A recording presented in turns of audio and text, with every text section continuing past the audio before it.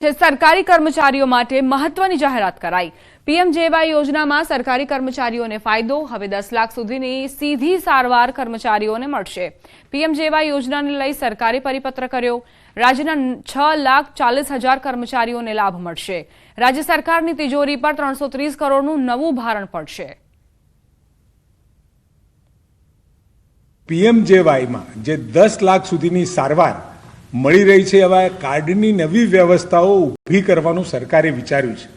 10 લાખ સુધીની સારવાર સીધી પીએમજેવાય કાર્ડના લાભાર્થીઓને જે મળે છે, એ જ પ્રકારની સારવાર એમને મળી રહે એ પ્રકારની વ્યવસ્થાઓ ઊભી થઈ છે। એનો જીઆર, એનો પરિપત્ર પણ કર્યો છે। અમદાવાદમાં પાલતુ શ્વાનના હુમલામાં બાળકીના મોત મામલે રાજ્ય સરકારના પ્રવક્તા મંત્રી ઋષિકેશ પટેલનું નિવેદન। સરકાર પાલતુ શ્વાનને લઈ ચોક્કસ પોલિસી બનાવશે। હિંસક બ્રીડના શ્વાન ન પાળવા જોઈએ। હિંસક બ્રીડના શ્વાન પાળનાર સામે પગલાં લેવાશે।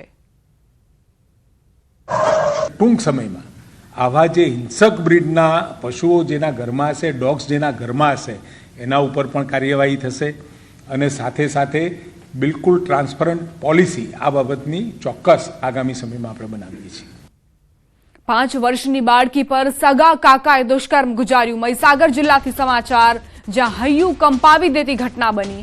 ઘટનાને પગલે લોકોમાં ભારે આક્રોશ। હાલમાં બાળકીને ખાનગી હોસ્પિટલમાં ખસેડાઈ।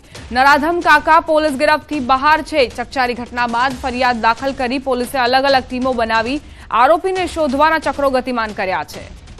મહીસાગરમાં 5 વર્ષની ફૂલ જેવી બાળકી અને તેના ઉપર કાકાએ જ દુષ્કર્મ ગુજાર્યું। બાળકીને પીખી નાખી। અત્યારે સારવાર માટે તેને ખાનગી હોસ્પિટલ ખસેડવામાં આવી છે।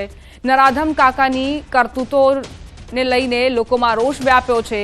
પોલીસે પણ ગુનો નોંધીને અને આરોપીને પકડવા માટે ચક્રો ગતિમાન કર્યા છે। તેની શોધખોળ હાથ ધરાઈ છે।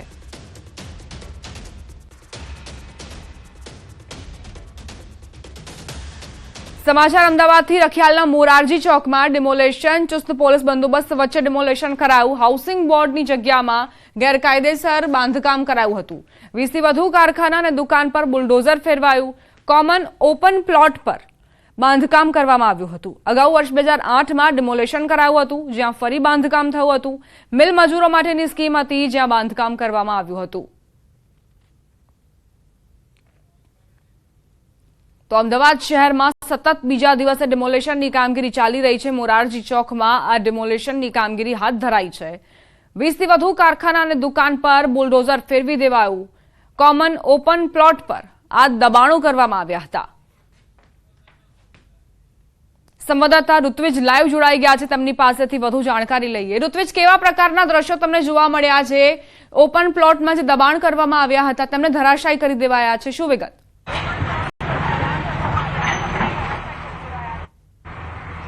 જી, ખાસ કરીને વાત કરીએ તો જે રખિયાલ વિસ્તારની અંદર આવેલ આ જે મોરારજી ચોક છે કે જ્યાં ગુજરાત હાઉસિંગ બોર્ડના મકાનો આવેલા હતા। જો કે અહીં ગુજરાત હાઉસિંગ બોર્ડના જે મકાનોની બાજુમાં 3 કોમન પ્લોટ આપવામાં આવ્યા હતા અને આ કોમન પ્લોટ ઉપર છેલ્લા કેટલાય સમયથી કેટલાક લોકો દ્વારા અહીં બાંધકામ ગેરકાયદેસર કરી દેવામાં આવ્યું હતું।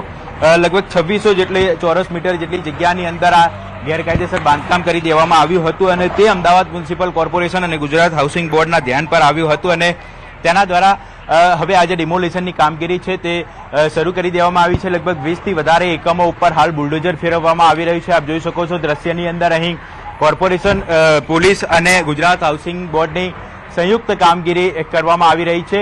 કોઈપણ પ્રકારનો અનિચ્છનીય બનાવ ન બને તેની પણ ખાસ તકેદારી રાખવામાં આવી રહી છે અને ખાસ કરીને લગભગ 400 જેટલા પોલીસ અધિકારીઓ અને કર્મચારીઓનો જે સ્ટાફ છે તે અહીં પોલીસ બંદોબસ્ત માટે તૈનાત કરી દેવામાં આવ્યો છે। જો કે બીજી મહત્વની બાબત તો એ છે કે આ જે વિસ્તાર છે તે કોમન પ્લોટ વિસ્તાર હતો અને જ્યાં આ ગેરકાયદેસર બાંધકામ કરવામાં આવ્યું હતું, હવે આ જે વિસ્તાર છે તે ગુજરાત હાઉસિંગ બોર્ડ દ્વારા ખાસ કરીને લોકોના કામમાં આવે, અહીંના જે સ્થાનિક રહેવાસીઓ છે તેઓના ઉપયોગમાં આવે તે માટેની પણ વ્યવસ્થા કરવામાં આવશે। જી ઋત્વિજ, કેવા પ્રકારની કાર્યવાહીનો દોર આગામી સમયમાં પણ જોવા મળશે? કારણ કે આ જે સ્થાનિકો હતા, શું તે ફરિયાદ કરવા માટે પહોંચ્યા હતા સ્થાનિક તંત્રને અને ત્યારબાદ એક્શન લેવામાં આવ્યા છે કે પહેલાથી જ આ આખો વિસ્તાર રડારમાં હતો તંત્રને?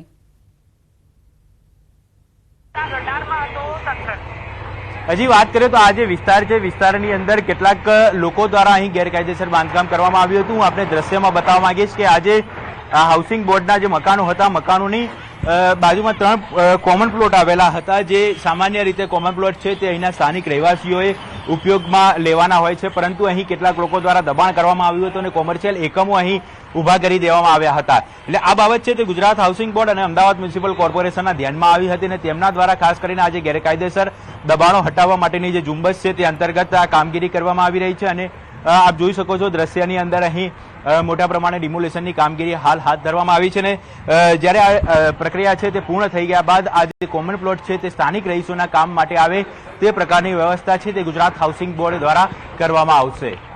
આભાર ઋત્વિજ જાણકારી આપવા માટે.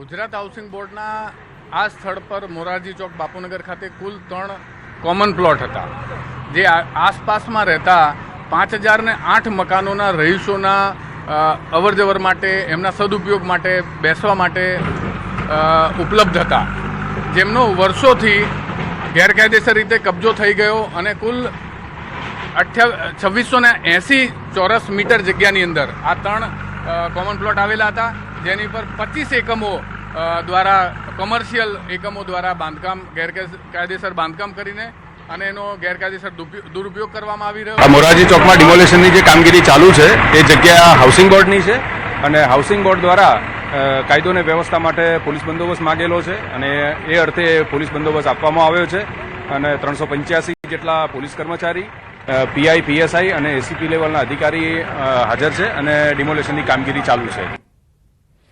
સુરતના કતારગામ વિસ્તારમાં ઘરફોડ ચોરી કેસમાં પોલીસે મેરઠના 4 આરોપીઓને ઝડપી લીધા. સીસીટીવી ફૂટેજના આધારે ચોર ટોળકીને પ્રાંતિજમાંથી ઝડપી લેવાઈ છે. પ્રાંતિજ પોલીસે નાકાબંધી કરી તમામ ચોરને ઘરના એક ધાબા પરથી ઝડપી લીધા છે. સોના ચાંદીના દાગીના સહિત 8 લાખનો મુદ્દામાલ કબજે કરાયો. કતારગામ વિસ્તારમાંથી રાત્રિના સમયે ચોરી કરી આરોપીઓ ફરાર થઈ ગયા હતા. આરોપી પાસે 4 પિસ્તોલ, 5 જીવતા કાર્ટિસ પણ કબજે કરાયા છે. આ ગુનામાં પકડાયેલ 4 આરોપીઓ મેરઠ ઉત્તર પ્રદેશના રહેવાસીઓ છે. જે આરોપીઓ પાસેથી પ્રાંતિજ પોલીસે એક પિસ્તોલ, કાર્ટિસ નંગ 5, સોના ચાંદીના દાગીના રૂપિયા 8,90,458 મળી કુલ 13,50,000